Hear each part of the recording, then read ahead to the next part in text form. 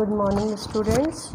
Now today we have to learn about income determination and aggregate demand and aggregate supply. I have already discussed with you in our class. For the revision purpose I have to again revise this chapter. What is the meaning of aggregate demand? Aggregate demand. The sum total of demand is known as aggregate demand. Sum total of demand, okay, सारे consumers की demand, तो sum total of demand is known as aggregate demand. AD equals to C plus I. इसके components क्या होंगे? C plus I. C means consumption and I autonomous investment. कौन सी economy में होंगे? ये क्लोज्ड इकोनॉमी में होंगे, ठीक है। और इस चैप्टर में भी हम सिर्फ इसी को पढ़ते हैं। In other words aggregate demand refers to the total demand for all final goods and services in the economy during an accounting year. और क्या बोलते हैं aggregate demand? All goods and services, okay, demand for all goods and services which is produced in an economy, that is known as aggregate demand. What are the components of aggregate demand? AD equals to C plus I plus G plus X minus M. It means C stands for private final consumption expenditure and the I stands for private investment demand, okay, and G stands for government demand for goods and services or government expenditure, and X minus M stands for net export. अगर हमसे theory में पूछा जाता है कि what are the components of AD, तो हम सिर्फ इन चारों को लिखते हैं, लेकिन पूरे चैप्टर में हम सिर्फ क्लोज इकोनॉमी को पढ़ते हैं और क्लोज इकोनॉमी में 2 ही कंपोनेंट्स को हम कंसीडर करते हैं। इसका मतलब कंजप्शन और इन्वेस्टमेंट को ही हम कंसीडर करते हैं। अब बात करते हैं हम कि सी और आई ये कैसे रन करते हैं, ठीक है। जैसे यहाँ पे एक टेबल ली गई है, अब इनकम 0 to 60 ली गई है, 0, 10, 20, 30, 40, 50, 60 कंजप्शन लिया गया है। अब इसका डिफरेंस देखिए आप कितना है, 5 का डिफरेंस आ रहा है। इट मीन्स इसने MPC कितना लिया होगा? 5 लिया होगा। इस वैल्यू को कैसे कैलकुलेट की गई होगी? ये मैंने आपको पहले भी बताया था, कंजप्शन फंक्शन के थ्रू कैलकुलेट की गई होगी। C equals to C bar plus BY। इस इक्वेशन से हम कंजप्शन को कैलकुलेट करते हैं। C बार का मतलब होता है जो जीरो लेवल इनकम पे कंजप्शन होता है, consumption at the zero level of income, that is known as autonomous consumption. तो यहाँ पे ज़ीरो लेवल पे कंजप्शन हमने मिनिमम ले लिया 10, तो C बार कितना हो जाएगा? 10 plus B MPC propensity to consume कितना है? 0.5 इंटू Y। अब जैसे मुझे यहाँ पे 20 का पता करना है कि 20 लेवल ऑफ इनकम पे कंजप्शन कितना होना चाहिए, तो मैंने यहाँ पे 20 लिख दिया। इनकम यहाँ पे 0, ये इससे कैंसिल हो गया, 10 plus 10 equals to 20। At the 20 level of income consumption is also 20। ये देखिए 20 इक्वल्स टू 20 आ रहा है, ठीक है। यहाँ पे कंजप्शन इक्वल्स टू इनकम आ रहा है। इसी तरीके से ही हम हर एक लेवल की इनकम को यहाँ पे कैलकुलेट कर लेते हैं कंजप्शन को। अब बात आती है इन्वेस्टमेंट की। इन्वेस्टमेंट को हम कैसे कैलकुलेट करते हैं? इन्वेस्टमेंट जो होता है वो ऑटोनोमस होता है, उसे गवर्नमेंट डिसाइड करती है। Minimum level of investment government यहाँ पे मान के चलती है, ये गवर्नमेंट कितना भी ले सकती है, ठीक है। अब हम जब C प्लस I को हम ऐड करते हैं तब क्या बनता है? AD। दोनों को ऐड कर दिया और AD बन गया, ठीक है। ये नोट्स आपके पास ऑलरेडी लिखे हुए हैं, कई बच्चों के पास लिखे हुए नहीं हैं, तो वो कंटिन्यूसली इसको वापस से अपनी नोटबुक में इसको राइट डाउन कर लेना, ओके।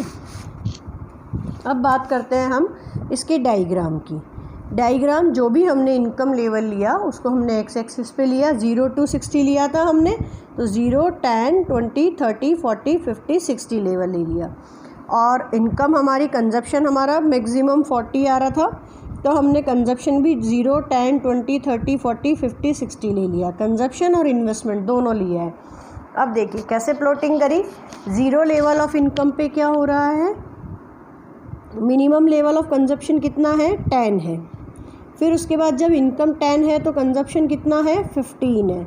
फिर उसके बाद में 20 है, फिर उसके बाद में 25 है, फिर उसके बाद 30 है, फिर 35 है और फिर 40 है।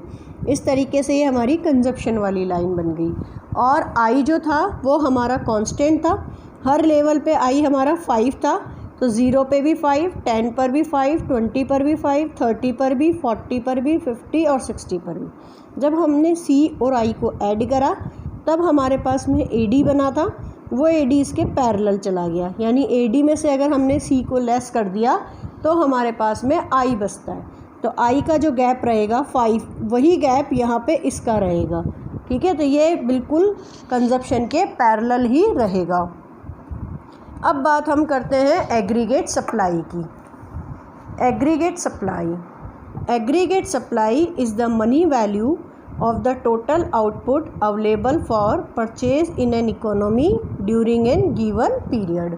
Aggregate supply क्या है, total goods and services, total output which is available to purchase in an economy, जो मार्केट में सेल होने के लिए रेडी है, उसको हम क्या बोलते हैं, एग्रीगेट सप्लाई बोलते हैं।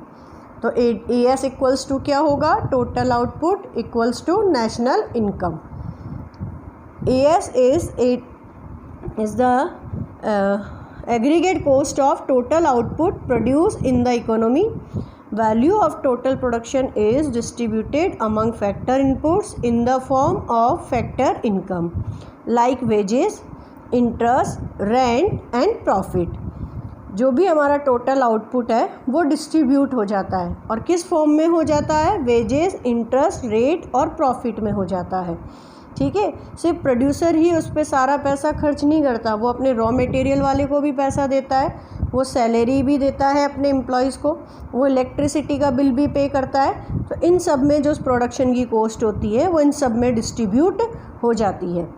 The sum of total factor income at the national level is called national income. और जब हम सारी फैक्टर इनकम को ऐड करते हैं तो वो क्या हो जाती है, नेशनल इनकम हो जाती है। इसीलिए हम बोलते हैं total output equals to national income. So AS and the national income are one and the same, इसलिए नेशनल इनकम और AS जो है वो सेम रहेगा। अब बात आती है इसके कंपोनेंट्स की। What are the components of AS? C+S, consumption and saving. Output का, इनकम का हम क्या करते हैं, या तो कंजप्शन करते हैं हम या उसकी सेविंग करते हैं, इसलिए इसको हम क्या बोलेंगे, AS इक्वल्स टू C+S। अब इसके बाद इसके शेड्यूल की बात करते हैं। ठीक है, अभी आपको बताया मैंने कि इनकम इक्वल्स टू क्या रहेगा, income equals to consumption plus saving रहेगा। तो सेविंग इक्वल्स टू क्या रहेगा, Y माइनस C रहेगा। ठीक है, आप इनकम में से कंजप्शन को लेस कर दीजिए। तो आपके पास पहले वाली टेबल में जो भी कंजप्शन था, आपने 0 to 60 इनकम ली थी, फिर यह वाला आपका कंजप्शन आया था। अब इस कंजप्शन में से, इस इनकम में से आप इस कंजप्शन को लेस करेंगे तो हमारे पास क्या आ जाएगा, सेविंग्स आ जाएगी। अब सेविंग्स है तो अब सेविंग एंड कंजप्शन दोनों को हमने ऐड कर लिया, तो वापस हमारे पास क्या आ गया, AS आ गया। और AS आ गया, इसका मतलब वापस ही क्या आ गया हमारे पास में, इनकम आ गई। ये हमेशा 45 डिग्री पे रहेगा। क्यों रहेगा, क्योंकि हमेशा कंजप्शन और सेविंग जो रहेंगे उन दोनों का एडिशन क्या रहेगा, AS रहेगा, और AS किसके इक्वल्स टू रहेगा, इनकम के रहेगा, इसीलिए हमेशा ये 45 डिग्री रहेगा। अब बात हम करते हैं कंजप्शन फंक्शन की, जो अभी जस्ट थोड़ी देर पहले मैंने बताया था। The portion of income which is spend on the purchase of goods and services at the sum given level of income is called consumption expenditure.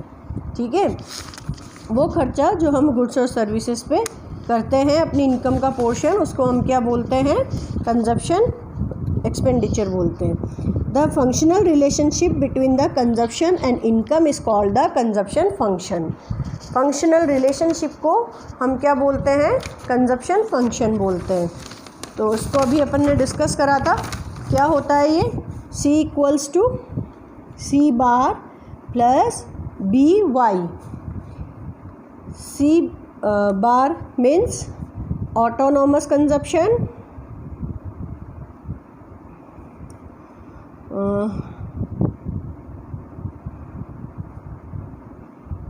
consumption, and second one is B, it means MPC, marginal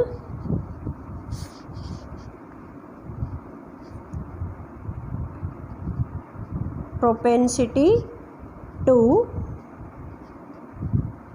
consume, okay, and Y for income। ठीक है, इन तीनों को हम यहाँ पे value को put करते हैं और कंजप्शन को कैलकुलेट करते हैं। ओके।